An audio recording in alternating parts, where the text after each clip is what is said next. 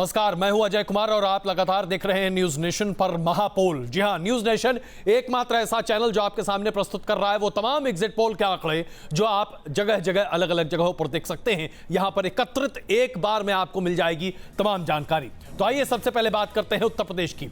उत्तर प्रदेश में ऐसा लगता है कि अगर आप किसी भी एग्जिट पोल को उठाकर देख लें तो भारतीय जनता पार्टी सबसे बड़ी पार्टी के तौर पर उभरती दिख रही है। कम से कम तमाम एग्जिट पोल का यही मानना है। टाइम्स नाउ के आधार पर 200 सीटें मिल सकती हैं भारतीय जनता पार्टी गठबंधन को। इंडिया टीवी के आधार पर 155 से 167 सीटें, एबीपी न्यूज के आधार पर 164 से 176 सीटें और इंडिया न्यूज के आधार पर 185 सीटें। तीसरे नंबर पर बीएसपी आती दिख रही है इसमें, और दूसरे नंबर पर समाजवादी पार्टी गठबंधन और कांग्रेस की स्थिति बन रही है, जिसमें समाजवादी पार्टी कांग्रेस गठबंधन 120 सीटें पा सकती है टाइम्स नाउ के मुताबिक। 135 से 147 सीटें इंडिया टीवी के मुताबिक। एबीपी न्यूज के आधार पर 156 से 169 सीटें और इंडिया न्यूज के आधार पर 120 सीटें पा सकती है।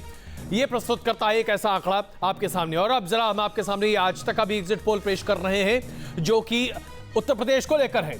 आज तक का एग्जिट पोल बता रहा है कि भारतीय जनता पार्टी गठबंधन को 251 से 279 सीटें मिल सकती हैं। 251 से 279 सीटें आज तक का एग्जिट पोल बता रहा है।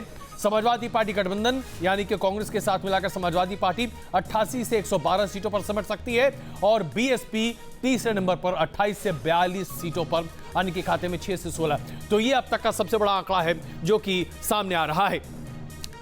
और उसके साथ साथ उत्तर प्रदेश में किसकी सरकार बन रही है, इसमें टाइम्स नाउ का ये जो एग्जिट पोल आपके सामने प्रस्तुत कर रहे हैं 190 से 210, और ये तमाम आंकड़े अभी आपके सामने हैं। लेकिन इसके साथ साथ आइए अब जो है वो हम आपके सामने प्रस्तुत करते हैं कि अगर स्थिति ऐसी निर्मित होती है जैसा कि अखिलेश यादव ने बीबीसी के साथ इंटरव्यू में कहा, अगर ऐसी स्थिति आती है कि किसी भी तरह से भारतीय जनता पार्टी को सत्ता में आने से रोकने के लिए समाजवादी पार्टी और कांग्रेस को किसी से हाथ मिलाने की जरूरत पड़े ताकि राज्य में राष्ट्रपति शासन लगाया जाए, तो बीएसपी, जी हां, बीएसपी के साथ समझौता और हाथ मिलाने में अखिलेश यादव को कोई परहेज या गुरेज नहीं है। ने वोट तो ले लिया। क्या नतीजों से पहले अखिलेश यादव ने मानी हार? क्या एग्जिट पोल के नतीजों ने दिया अखिलेश को झटका? क्या सरकार बनाने के लिए बीएसपी का साथ लेंगे अखिलेश यादव? यूपी चुनाव के नतीजे भले ही अभी नहीं आए हैं, लेकिन अखिलेश यादव के एक बयान ने बहुत कुछ कह दिया है।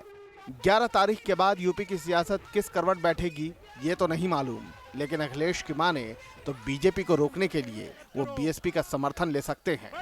अखिलेश ने बीबीसी के साथ ये बात एक इंटरव्यू में कही। अगर आप बड़ी फाइट बीजेपी से मान रहे हैं तो क्या ये समझा जाए कि चुनाव नतीजों के बाद बसपा से गठबंधन का रास्ता बंद नहीं है? नहीं, गठबंधन के लिए मैं अभी इसलिए नहीं कह सकता हूँ कि हम खुद सरकार में बनाने जा रहे हैं, और जो बहुजन समाज पार्टी के नेता हैं उनको मैंने एक रिश्ते से हमेशा सम्मान दिया है, तो ये स्वाभाविक है लोग ये मानेंगे कि अगर कहीं कमी होगी तो हम बहुजन समाज पार्टी के साथ ना चले जाएं या बहुजन समाज पार्टी का सहयोग ना ले लें। ये बात अभी कहना मुश्किल है, लेकिन मैं ये कहता हूँ हमारी और कांग्रेस, समाजवादी और कांग्रेस का बहुमत आने वाला है, बहुमत के साथ सरकार बनेगी। आपने अभी तक गठबंधन को लेकर जो हमारे जितने भी सवाल हैं स्पष्ट जवाब नहीं दिया है, तो क्या ये माना जाए कि आप संभावना से इनकार नहीं कर रहे हैं, जरूरत पड़ेगी जिससे मिलेगा साथ लेंगे? मैं अभी भी कहना चाहता हूँ, मेरा मानना है कि समाजवादी पार्टी को किसान, महिलाओं ने और नौजवानों ने समर्थन दिया है। बीजेपी कोई काम नहीं बता पाई है। परिस्थितियां क्या बनेंगी वो तो वोट के बाद पता लगेगा, खुल जाएगा। समाजवादी और कांग्रेस दोनों ही को अच्छी सीटें जीतना नहीं, अकेले ही सरकार बनाएंगे। हाँ, अगर सरकार के लिए जरूरत पड़ेगी तो देखिए, कोई नहीं चाहेगा कि उत्तर प्रदेश में राष्ट्रपति शासन लागू हो, बीजेपी रिमोट कंट्रोल से उत्तर प्रदेश को चलाए, तो ये तो कोई नहीं चाहेगा। बिजली लगवाई है। अखिलेश का ये बयान यूपी की सियासत में खलबली मचाने के लिए काफी है। बयान के बाद बवाल भी मचा। समाजवादी पार्टी के नेताओं ने मुख्यमंत्री के बयान पर सफाई भी दी। कहीं बीएसपी जी या बहन जी का नाम नहीं लिया है। अखिलेश ने कहा हम सांप्रदायिक ताकतों को नहीं बैठने देंगे, रिमोट से यूपी नहीं चलने देंगे। तो बिल्कुल सही है, हम सब लोग हरदम एक व्यू में रहे हैं कि हम सांप्रदायिक ताकतों को उत्तर प्रदेश नहीं सौंपेंगे और हम उत्तर प्रदेश धर्मनिरपेक्ष ताकतों के हाथ में रखेंगे, और अगर कोई कुर्बानी जरूरत पड़ी तो हम उसके लिए भी तैयार रहेंगे। इसका ये जो अर्थ लगाया जा रहा है मैं उसको अर्थ नहीं मानता हूँ, लेकिन मेरा आज भी मानना है कि इफ बट के अलावा आप देखिएगा परसों खुलेगा और हमारा गठबंधन बहुमत में आएगा, उसमें कहीं कोई प्रश्न चिन्ह हमें नहीं दिखाई दे रहा। चुनावों के फाइनल नतीजे आने से पहले इस बयान ने बीजेपी को सवाल उठाने का एक और मौका दे दिया है। बीजेपी ने समाजवादी पार्टी की सियासत को मौका परस्त बताया है। दावे थे वो सही नहीं है, वो तैयार है कि किसी न किसी तरह सबके साथ वो अपनी सरकार बना लें और बीजेपी को बाहर रखें, मगर ये होने वाला नहीं है। ये उनकी काल्पनिक एक सोच है। यूपी चुनाव के फाइनल नतीजे 11 तारीख को आएंगे। उसके पहले एग्जिट पोल ने जो आंकड़े पेश किए हैं उसके मुताबिक यूपी में बीजेपी सबसे बड़ी पार्टी तो बनेगी, लेकिन जादुई आंकड़े से कुछ दूर रह जाएगी। ऐसे में 11 तारीख के बाद सियासी जोड़तोड़ की तस्वीरें नजर आए तो अचरज नहीं होना चाहिए। Team news nation. इसमें कोई शक नहीं है कि देश में हर किसी की दिलचस्पी उत्तर प्रदेश में सबसे ज्यादा है, इसलिए उत्तर प्रदेश की स्थिति अभी आपके सामने रखी।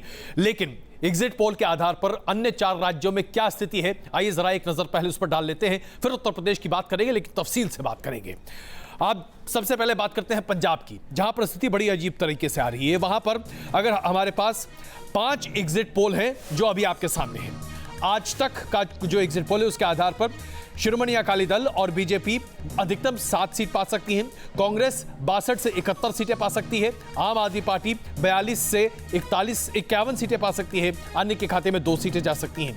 एबीपी के आधार पर शिरोमणि अकाली दल को 19 से 27 सीटें मिल सकती हैं बीजेपी के साथ, कांग्रेस के खाते में 46 से 56 सीटें जा सकती हैं, आम आदमी पार्टी के खाते में 36 से 46 सीटें जा सकती हैं और अन्य के खाते में अधिकतम 4 सीट जा सकती हैं। इंडिया टीवी सी वोटर के आधार पर 5 से 13 सीट अकाली दल और बीजेपी को मिल सकती हैं, जबकि 41 से 49 सीटें कांग्रेस को और 59 से 67 सीटें आम आदमी पार्टी को। न्यूज 24 चाणक्य के आधार पर 9 सीटें शिरोमणि अकाली दल या फिर बीजेपी को मिल सकती हैं, 54 सीटें कांग्रेस को और 54 सीटें आम आदमी पार्टी को। इंडिया न्यूज के आधार पर एसएडी और बीजेपी के पास 7 सीटें जा सकती हैं, कांग्रेस के पास 55 और आम आदमी पार्टी के पास 55 सीटें जा सकती हैं। कुल मिलाकर स्थिति यह बन रही है कि आम आदमी पार्टी और कांग्रेस के बीच कड़ा मुकाबला है, लेकिन शिरोमणि अकाली दल और बीजेपी का सुपड़ा साफ पंजाब से यह स्थिति आ रही है, कम से कम एग्जिट पोल के।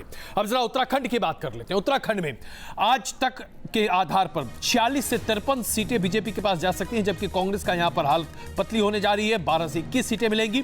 एबीपी के आधार पर 34 से 42 सीटें मिल सकती हैं बीजेपी को और कांग्रेस को 23 से 29 सीटें। इंडिया टीवी 29 से 35 सीटें दे रहा है, जबकि कांग्रेस को भी 29 से 35 सीटें। और अगर न्यूज 24 चाणक्य की बात करें तो 53 सीटें बीजेपी की और 15 सीटें कांग्रेस की। इंडिया न्यूज की बात करें तो 38 सीटें बीजेपी की और 30 सीट कांग्रेस की। यानी कि भारतीय जनता पार्टी की लहर उत्तराखंड में बनती दिख रही है, कम से कम ज्यादातर पोल यही कहते दिखाई दे रहे हैं। अब आइए जरा गोवा की बात कर लेते हैं, जहां मनोहर पर्रिकर ने अपना पूरा दमखम जो रखा है। गोवा में आम आदमी पार्टी का आधार बहुत कम बताया जा रहा है। आज तक के एग्जिट पोल में 2 सीटें अधिकतम आ सकती हैं। भारतीय जनता पार्टी के पास 18 से 22 सीटें आ सकती हैं, कांग्रेस के पास 9 से 13 सीटें आ सकती हैं। इंडिया टीवी सी वोटर के आधार पर बीजेपी के पास 15 से 21 सीटें आ सकती हैं, कांग्रेस के पास 12 से 18 सीटें और आम आदमी पार्टी के पास 4 सीटें। इंडिया न्यूज के आधार पर 15 सीटें आ सकती हैं भारतीय जनता पार्टी को, कांग्रेस के पास 10 सीटें आ सकती हैं और आम आदमी पार्टी के पास 7 सीट आ सकती है, अन्य के खाते में 8 सीटें जा सकती हैं। कुल मिलाकर गोवा में भी चाहे साझा सरकार बनानी हो या खुद अपने दम पर सरकार बनानी हो, एग्जिट पोल के आधार पर बीजेपी नंबर 1 पार्टी बनती दिख रही है। और मणिपुर की बात करें तो 2 एग्जिट पोल हमारे पास मणिपुर को लेकर हैं। आज तक के आधार पर 16 से 22 सीटें बीजेपी के पास, कांग्रेस के पास 30 से 36 सीटें। इंडिया टीवी के आधार पर 23 से 31 सीटें बीजेपी के पास, जबकि कांग्रेस के पास 17 से 23 सीटें। तो कुल मिलाकर जो एग्जिट पोल का आंकड़ा है वो ये प्रस्तुत कर रहा है तस्वीर कि पंजाब को अगर छोड़ दिया जाए, जहां बीजेपी की हालत बहुत ही खस्ता होने जा रही है, तो उत्तर प्रदेश ले लीजिए, आप उत्तराखंड ले लीजिए, आप गोवा ले लीजिए, आप मणिपुर ले लीजिए, बीजेपी नंबर 1 पार्टी बनती दिखाई दे रही है। अब इसे आप अलग अलग नजरिए से देख सकते हैं।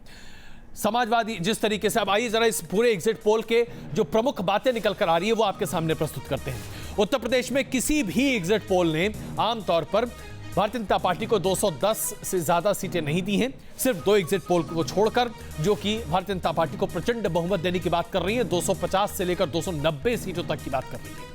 आज तक एक्सिस और इसने आज तक पोल ने और उसके साथ साथ न्यूज 24 चाणक्य ने बीजेपी को प्रचंड बहुमत उत्तर प्रदेश में देने की बात कही है, जबकि 4 एग्जिट पोल किसी भी पार्टी को पूर्ण बहुमत की बात नहीं कह रहे हैं। यह उत्तर प्रदेश की बात मोटी निकल कर आ रही है, जो तमाम एग्जिट पोल है उसके आधार पर। हाँ, ये बात जैसा कि हमने आपसे अभी कहा, 4 राज्यों में सबसे बड़ी पार्टी के तौर पर उभर कर आ रही है भारतीय जनता पार्टी है, और पंजाब में भारतीय जनता पार्टी और अकाली दल का एक तरह से सूपड़ा साफ होता दिखाई दे रहा है। उत्तराखंड में भी बीजेपी की सरकार बन सकती है, इसके भी प्रबल आसार दिख रहे हैं एग्जिट पोल के आधार पर।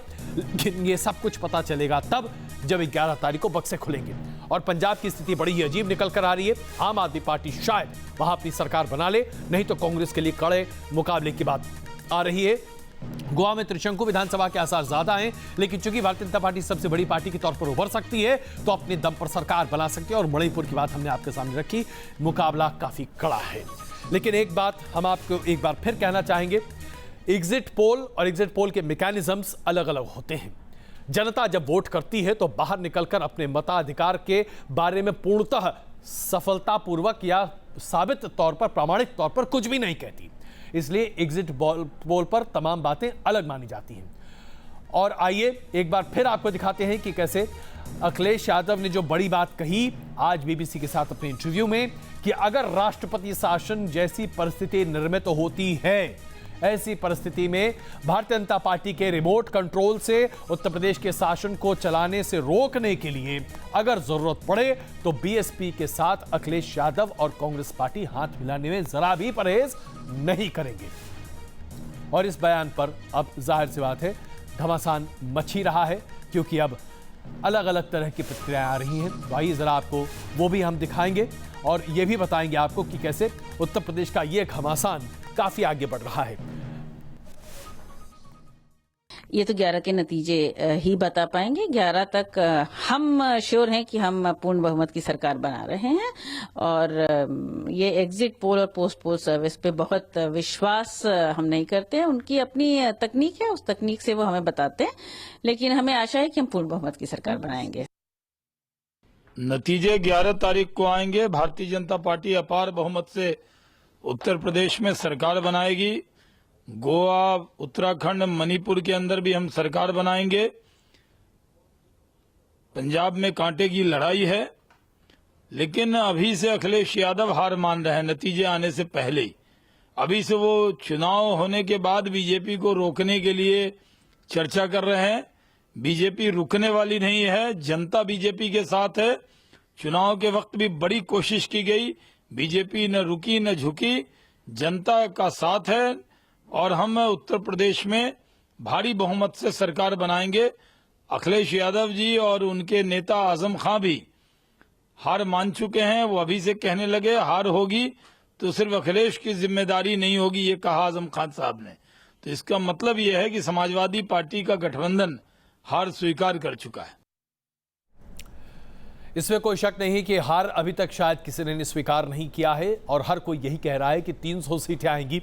लेकिन हम आपको ये बताना चाहते हैं कि जैसे ही चुनाव खत्म हुए, समाजवादी पार्टी का अंदरूनी कलह एक बार फिर से सामने आ गया। चुनाव शुरू हुए थे तो हमने लगातार ये फैमिली ड्रामा देखा था। अब इस फैमिली ड्रामे का एक नया अध्याय शुरू हो गया है, जहां मुलायम सिंह यादव की पत्नी ने सीधे अखिलेश यादव पर कई तरह के आरोप पड़े और कहा कि उन्हें भटकाने की कोशिश की जा रही है, और वो उन्होंने जो फैसले लिए वो अपने आप में सही नहीं थे।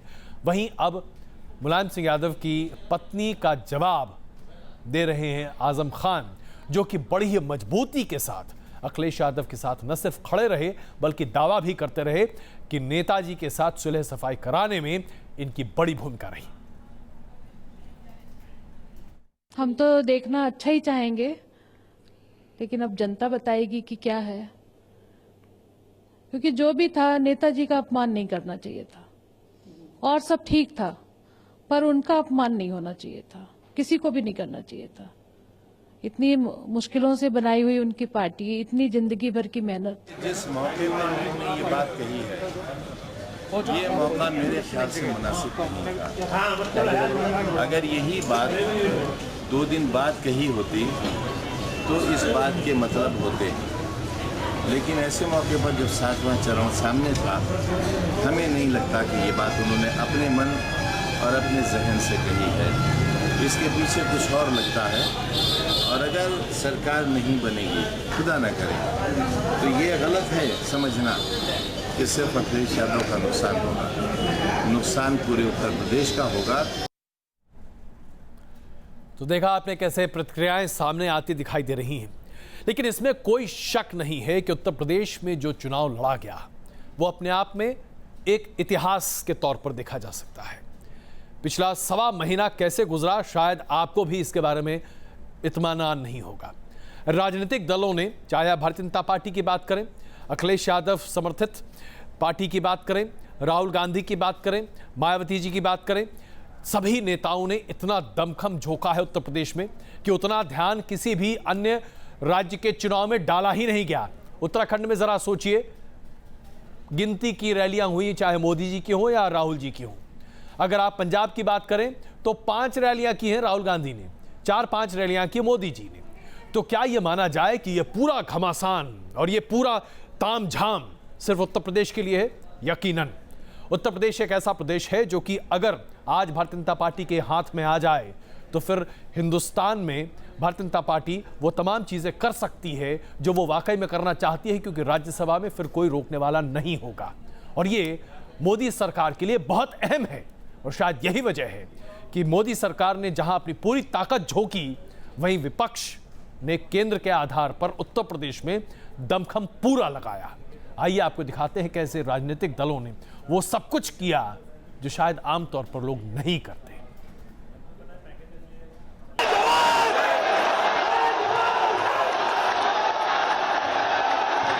यूपी में कौन मारेगा बाजी? क्या बीजेपी का खत्म होगा बनवास? क्या अखिलेश यादव की होगी वापसी, या फिर बीएसपी का हाथी निकलेगा सबसे आगे? इन सवालों का सही जवाब मिलने में बस चंद घंटों का इंतजार बाकी है। लेकिन हम आपको बताते हैं कि यूपी चुनाव आखिर सभी दलों के लिए करो या मरो का क्यों हो गया। बीजेपी हो, कांग्रेस समाजवादी गठबंधन हो या फिर बीएसपी, सभी दलों ने यूपी जीतने के लिए न केवल जी तोड़ मेहनत की बल्कि धुआंधार रैलियां भी की।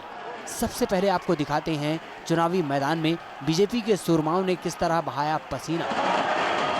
यूपी चुनाव में पीएम मोदी ने 21 रैलियां और 2 रोड शो किए। पूर्वांचल, अवध और बुंदेलखंड में मोदी ने ताकत झोंकी। आखिरी चरण में काशी में मोदी और सरकार के दिग्गजों ने पूरी ताकत झोंक दी। 11 जिलों में पीएम मोदी की 1-1 और 6 जिलों में 2-2 रैलियां हुई। मोदी ने चुनावी समर में खूब पसीना बहाया तो दूसरे सिपहसालार भी पीछे नहीं रहे। अकेले अमित शाह ने 100 से ज्यादा चुनावी सभाएं की। राजनाथ सिंह और योगी आदित्यनाथ ने भी कई रैलियां की। केंद्रीय गृह मंत्री राजनाथ सिंह की 90 चुनावी रैलियां हुई, तो वहीं फायर ब्रांड नेता योगी आदित्यनाथ ने यूपी में 75 रैलियां की। रैलियों के मामले में अखिलेश यादव और कांग्रेस गठबंधन ने भी पूरी ताकत झोंक दी। अखिलेश यादव ने राज्य में सबसे ज्यादा पसीना बहाया। अखिलेश यादव ने 42 दिनों में 235 रैलियां की। समाजवादी रैलियों में डिम्पल यादव की भी डिमांड रही। मुलायम ने गिनती की चुनावी रैलियां की। राहुल और अखिलेश ने 11 साझा रोड शो भी किए। वहीं राहुल गांधी ने 55 चुनावी रैलियां की, जबकि प्रियंका गांधी ने यूपी में केवल 2 चुनावी रैलियां की। यूपी में बीएसपी ने भी प्रचार करने में कोई कोर कसर नहीं छोड़ी। बीएसपी अध्यक्ष मायावती की रैलियों में भीड़ भी खूब उमड़ी। बीएसपी की स्टार प्रचारक रही मायावती ने 32 दिनों में 58 रैलियां की। जाहिर है चुनावी नतीजे आने में इंतजार कुछ लम्हों का है। चंद घंटों के इंतजार के बाद पता चल जाएगा कि यूपी की जनता ने किसे अपना भाग्य विधाता चुना है। T news nation. जहां राजनीतिक दलों ने अपना पूरा दमखम उत्तर प्रदेश के चुनाव में लगाया, वहीं अगर बयानबाजी की बात की जाए तो उत्तर प्रदेश के चुनाव में जो कुछ देखने को मिला वो शायद अब तक के किसी भी चुनाव में देखने को नहीं मिला होगा। किसी भी राजनीतिक विश्लेषक से बात कीजिए, हर कोई यही कहता है कि शायद चुनावी भाषा का जो स्तर उत्तर प्रदेश में इस बार 2017 में देखने को मिला, ये आज तक भारतीय इतिहास में कभी देखने को नहीं मिला। आइए आपको दिखाते हैं आरोप प्रत्यारोप का ये दौर कैसे हमारी राजनीतिक मानसिकता को शायद हमेशा के लिए धूमिल कर जाएगा। आइए विकास की राजनीति करें। अभी तक अगर एक भी काम किया हो तो हमें बता दो। दिन रात वही हिसाब लगाते रहना। नोटबंदी से लाभ किसको हुआ है? खूब हुआ प्रचार, खूब हुआ संग्राम। कभी बयानों से बड़ा हुआ विवादों का बुलबुला, कभी जुमलों से लड़ी गई सियासत की जंग। बिजली पर सियासी करंट कई दिनों तक उत्तर प्रदेश को झकझोरता रहा। फतेहपुर की रैली में प्रधानमंत्री नरेंद्र मोदी ने बिजली के तारों को झकझोरा तो पूरी समाजवादी पार्टी जवाब देने लगी। अखिलेश और डिंपल ने भी अपने ही अंदाज में पीएम के आरोपों का जवाब दिया। पहले ही दिन निकले थे रथ पर, तार के तार ऐसे लटक रहे थे, कांप रहे थे कहीं करंट न लग जाए। अखिलेश जी नहीं कांप रहे थे, उनके दूसरे नए नए साथी बहुत कांप रहे थे, डर रहे थे कि ये तारों के बीच से रथ निकल रहा है, झुक जाते थे, लेकिन लगता था यार कहीं छू जाएगा तो गए। अखिलेश जी परेशान नहीं थे, क्योंकि उनको पता था तार है, बिजली कहां है। बिजली पे भी आरोप लगा दिया, बिजली आ रही है कि नहीं आ रही है? आ रही है, तो अब बिजली पे भी आरोप लगा दिया। पता ही नहीं चला हमारी बिजली जो हमारे प्रदेश को चमकाती है वो हिंदू और मुसलमान और सिख और ईसाई कब बन गई, हमें पता ही नहीं चला। चुनावी घमासान में बिजली भी हिंदू मुसलमान हो गई। शमशान और कब्रिस्तान का बवंडर भी खड़ा हो गया। पीएम ने अपने ही अंदाज में भेदभाव का सवाल दागा तो विरोधियों को इसमें मजहबी रंग दिखने लगा। भाइयों बहनों, गांव में अगर कब्रिस्तान बनता है तो गांव में स्मशान भी बनना चाहिए। अगर रमजान में बिजली मिलती है तो दिवाली में भी बिजली मिलनी चाहिए। अगर होली पे बिजली मिलती है तो ईद पर भी बिजली मिलनी चाहिए। भेदभाव नहीं होना चाहिए। सरकार का काम है भेदभाव मुक्त शासन चलाने का। उन लोगों को महसूस हो रहा है कि वे पिछड़ते जा रहे हैं, तो मैं कहना चाहूंगी कि मन की बात से अब वे लोग भेदभाव की बात पे आ गए हैं, जाति धर्म की बात पे आ गए हैं, शमशान और कब्रिस्तान की बात पे आ गए हैं। तो हम पूछना चाहते हैं कि कहाँ गई वो विकास की बातें और कहाँ गए वो अच्छे दिन। और 3 साल बाद लौट के आए हैं और कह रहे हैं कि किसानों का ऋण माफ कर देंगे। तो हम पूछना चाहते हैं कहाँ थे अभी 3 साल तक, जब उत्तर प्रदेश ने 70 से भी ज्यादा सांसद चुन के दिए थे आप लोगों को।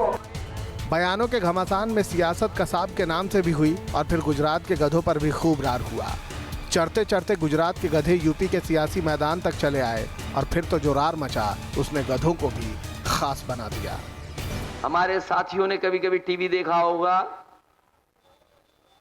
क्या एक गधे का विज्ञापन आता है।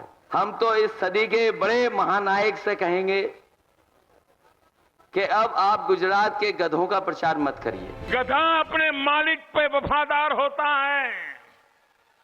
गधा अपना मालिक जितना काम ले उतना करता है और कम से कम खर्चे वाला होता है। गधा कितना ही बीमार हो, कितना ही खाली पेट हो, कितना ही थका हुआ हो, लेकिन मालिक अगर उस पर से काम लेता है तो सहन करता हुआ भी अपने मालिक का दिया काम पूरा करके रहता है। बातों बातों में बात कभी इतनी बिगड़ गई कि मर्यादाएं टूटती नजर आई। आजम खान की जुबान पर पीएम के लिए आपत्तिजनक टिप्पणी थी तो शिवराज सिंह चौहान का जवाबी हमला भी सियासी गलियारों में हंगामा मचा गया। 131 करोड़ हिंदुस्तान का बादशाह है, वो लखनऊ जाता है, रामलीला के मैदान में रावण जलाने के लिए, और ये भूल जाता है कि सबसे बड़ा रावण लखनऊ में नहीं दिल्ली में रहता है, उसके जलने की जरूरत। एक आजम खान साहब है, अब उनका क्या नाम लूं, कैसे नाम लूं तो स्नान करना पड़ता है। अलग अलग नगीने छाट रखे और एमएलए उत्तर प्रदेश को बर्बाद कर रहे हैं। सियासी घमासान में सबने अपने अपने दावे कर लिए, लेकिन किसके दावे में उत्तर प्रदेश को दम नजर आया ये कहना मुश्किल है और फिलहाल तो इंतजार चुनावी नतीजों का है। Team news nation. तकरीबन 50 घंटे बचे हैं जब नतीजे सामने आते जाएंगे। इसमें कोई शक नहीं है कि इस बार की ये 5 राज्यों के चुनाव बहुत महत्वपूर्ण हैं देश की राजनीति के लिए भी।